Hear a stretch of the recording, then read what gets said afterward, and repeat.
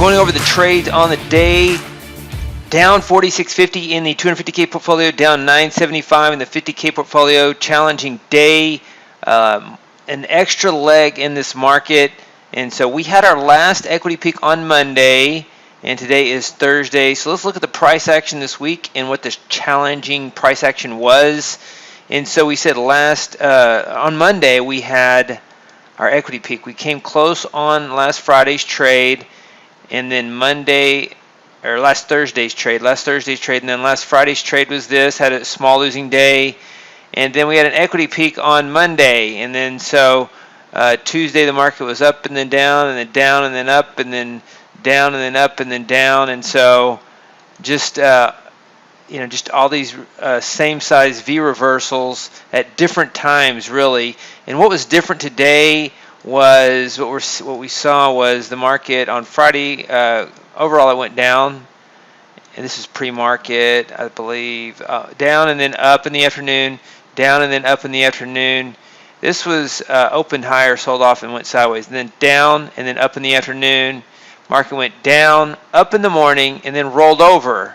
And so we've been seeing about 2 legs per day, intraday, 1, 2, 1, 2, 1, 2, 1, 2. Today we saw 3. It was down, up, down. So we saw 3 legs in the market today. The VIX spiked higher just a little bit. We're going into our strongest time of the week, Thursday and Friday. Today was down. So the market's been in a consolidation all month, and we're coming into a Friday. And so I anticipate we'll break out of this range. Obviously, we're not going to stay here forever, but we could stay here longer. Friday is a good opportunity for the market to break out, especially after it's been in this range for so long. And so one of the things you have to consider, though, is you get this extra stop running right before the market breaks out. And so we've seen that. Let's go back here. We've seen that. I want to go to 60-minute charts. So the market is really taking its time. We saw this consolidation right here, and the market took out that low and then rallied.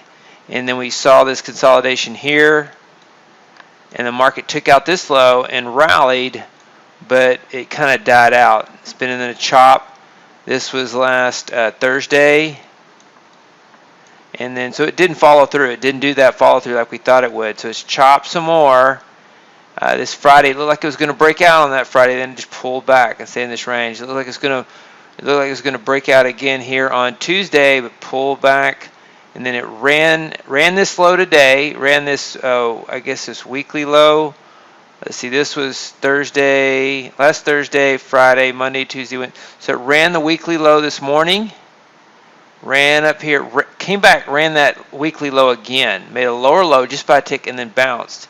And so we see that pattern where it runs that low and rallies, runs this low and rallies. So runs this low.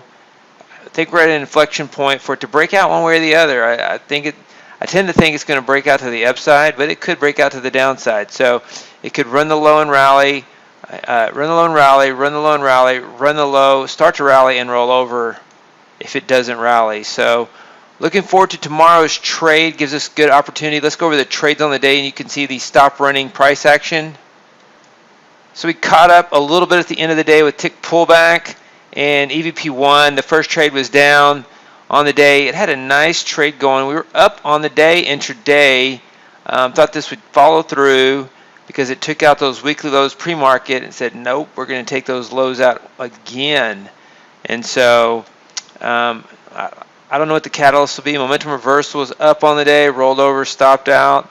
And so tick reversal, got in on this trade near the highs, was stopped out. Just kind of a fast sell-off, and then once it hit that low, overnight low by a few ticks, it bounced. And so, so 1, 2, 3, 4 strategies in the Nasdaq trade today. 3 were losers, 1 was a winner, and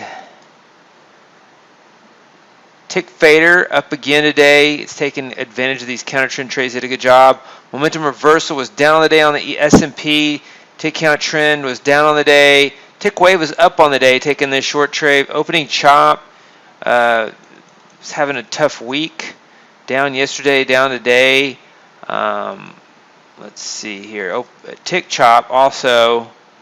Let's look at the trades on that. Got short here, and so those were losers on the day. And we had 1, 2, 3, 4, 5, 6 S&P strategies that traded today, and only 2 were winners. So two for 6 on the S&P. So tough day. You can see in the S&P also how market rallied to the previous day's close, and then came down here to this, ran the lows of the day, and then ran right up here back towards the kind of the opening range. It closed kind of at the opening range, and so just a complete mean reversion, stop running type day, and oftentimes you can get those before the trend breakout. We've had an endless number of those lately, though, so we'll see. Tomorrow is typically a strong day for a trend, and so we'll see if we get that breakout pattern tomorrow, or if we have to wait until next week.